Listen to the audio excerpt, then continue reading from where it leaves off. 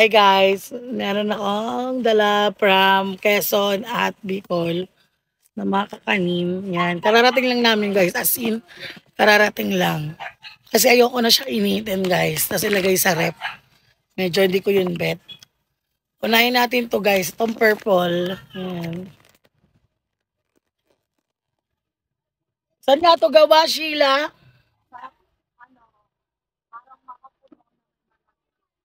Yun, para daw siyang makapuno na may malagkit. Nabili namin to guys sa Pagbilao, Quezon. Yan. Siya guys.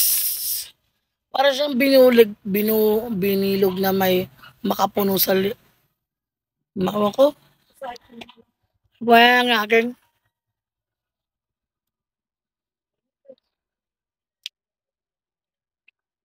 Masarap.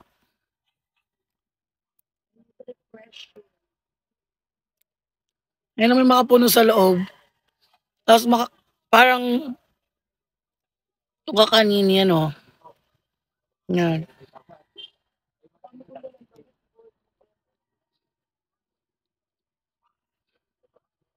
Ang sarap.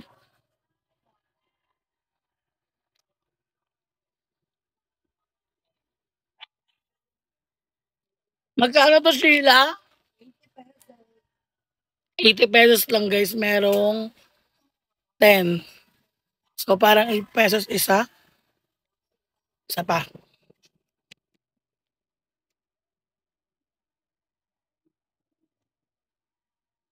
Hmm. Sarap. Sarap ba? Yung kumain kanina gawa na ba ako? Tapos, okay. Bibingkang buko. So, doon ko rin siya nabili guys. Magkakatabi lang to eh. Actually, natikman ko na to before. Kaya tikman na rin natin ngayon. Ito tatlo siya, tatlo 100. Manat. Mm. Mm. Ano yun? Mm.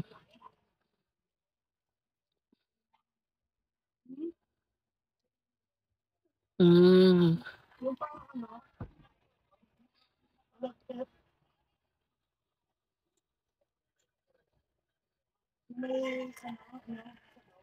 Masarap to guys pag bagong luto. Kasi itong nasa taas, nagme-melt siya.